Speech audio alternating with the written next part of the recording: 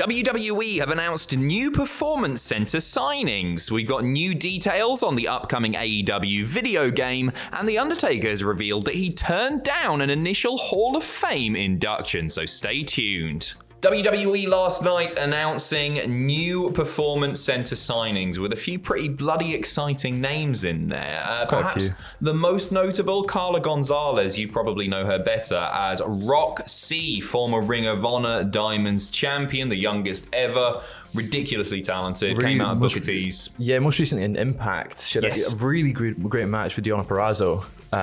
Unfortunately, she lost the Ring of Honor World Women's title, but it's great to see her get picked up by WWE. Yeah, for sure. I mean, it's been floating around for ages that she was going to get signed. She'd been spotted there and all sorts, but it's good for WWE to confirm that. A few other names that you might be familiar with, Teresa Shalessa, who has debuted on NXT 2.0 as Fallon Henley. You got Kayla Inley. She's also been on NXT 2.0 as well as Level Up. She has been trained by former WWE star Tyler Breeze. You've got Joseph Sculthorpe, who is an NCAA All-Conference or offensive lineman at NC State. It's words that I don't understand.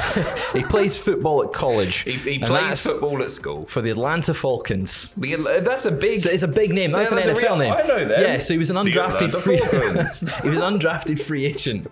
So he did get signed. I swear, all of my knowledge of this stuff comes from The Simpsons and South Park. Well, that's a great place to get your knowledge from. Yeah. I'm sure everything I know is entirely everything about accurate. America comes from. Yeah, go Cowboys. 18-year-old Maddie Nisley, a 6-time state champion in vault. You've got Calix Hampton, a 22-year-old former athlete from the University of Oregon. You've got Mitchell Laverly, who has made him... You might be familiar with Mitchell, actually. Jake Tucker, the mother lover. What a nickname. Such a good name. That's, yeah. I don't care if they change his name when he gets to WWE proper, but leave the mother lover. I worry the gimmick that comes along with that when Vince sees it. I don't. It's like, right, you're That's a mother television. lover. Like, let's go full on literal with it. You've got... Kissing grannies in the crowd. There you go. Almost said something I definitely shouldn't. You've got David Bostian, which to me is the most exciting because look at this man here. Does he look like anyone you know? It's young Randy Orton. Can you see? That is ridiculous, uncanny, absolutely uncanny. And among the most notable names in the class, we'll finish off Bianca Corelli, who is the daughter of a WWE, hopefully soon Hall of Famer, but not quite yet, Santino Marella. First ballot. Yeah, he's so funny. He's great. I won't hear a bad word about Santino.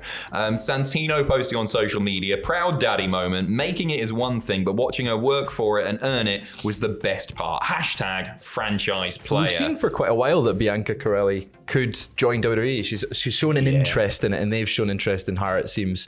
There's been whispers, First sort of class that we're really seeing their new hiring mantra with. They're all very young. They're all very young. There's a fair few with little to no wrestling experience. This is all about building stars from the ground up, isn't it? This isn't about signing indie names or anything like that. Bianca responding to her daddy, saying, "Oh, thank you, Dad.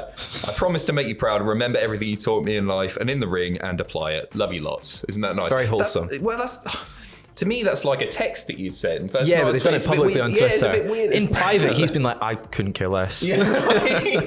It's like, get your own thing. So we've got new details on AEW's upcoming video game. So we don't have a release date or anything like that, but a few interesting tidbits here. The game will indeed feature a story mode. It's being worked on to include input from the wrestlers themselves. So you might see some stories play out that have been... It's a good way to do it. I mean, that's how they book TV, or it's led to believe that they book TV, they get a lot of input. Makes sense for the game. It's very much like some of the top stars in WWE get bullet points, you hit these key beats, but the rest of it sort of do your own thing. DIY. And often it does, I would argue, lead to better, sort of more organic, natural sounding promos. Oh, absolutely.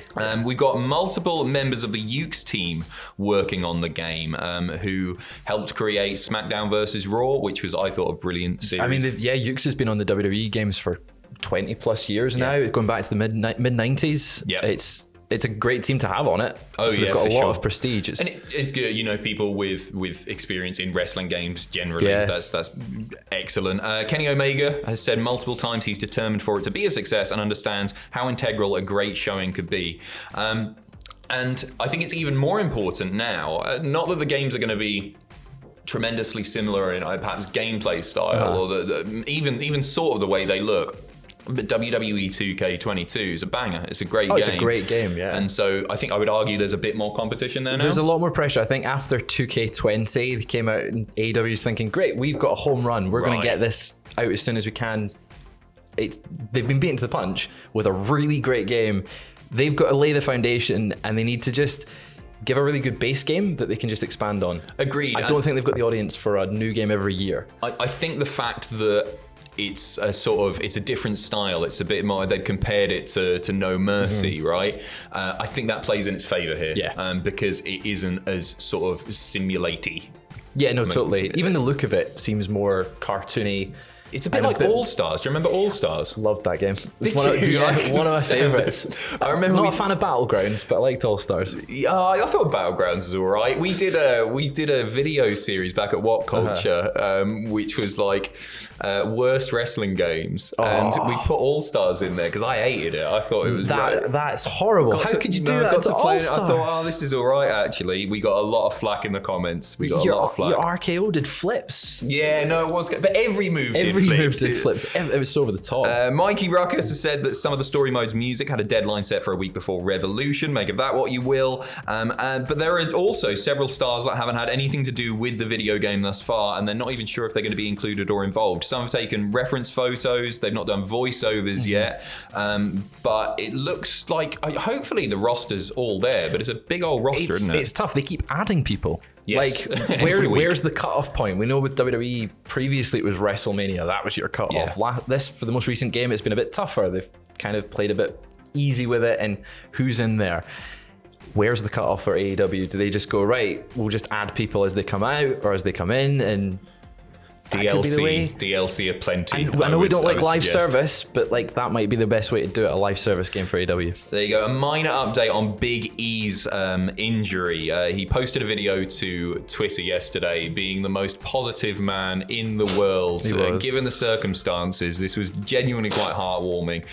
In the video he said, "I'm just here to provide a brief life update. Right now I'm walking around my neighborhood. It's about 80 degrees, not a cloud in the sky, wearing this matching Street Fighter attire. It's a beautiful outfit. Life is good. I've got breath in my lungs. It's a beautiful day. Got my little taco meat out, which means chest hair. It's not one that I've heard before, I won't lie. That's my life. That's what's going on in my life. My neck might be broken, but my heart is still in there, I think. You walk around with your taco meat out all the time, taco meat? I've only got a little tuck. A little bit of taco meat, yeah. That's going to get us demonetized, isn't it? It's too much. Too hot for TV.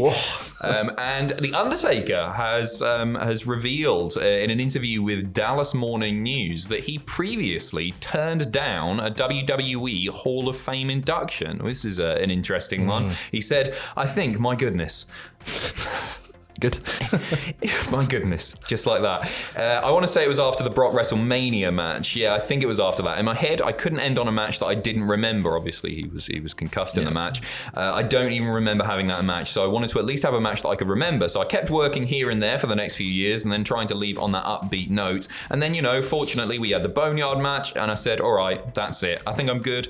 It's time for me to call it a day, and here we are. So yeah, he said that. I mean, that feels like a proper retirement. I mean, we know we've had this retirement night at Survivor Series, but like him actually accepting a Hall of Fame, if he didn't do it back in 2014, it's got to be now. Like, surely. Oh yeah, for sure. I mean, given the location and everything, I would put money on Undertaker doing one more cinematic match. I don't think he'll get back in the ring necessarily, but I reckon he'll throw a choke slam or a tombstone. I think he'll be that Stone Cold spot and comes out every now and again, hits a tombstone, choke slam. Arm up. Maybe. We'll see. Anyway, thank you very much. This has been Fraser Porter. Thank you. He's out the toilets. He's on a chair. On a chair. It's all happening. On a different throne. We will see you again in a few hours. Bye.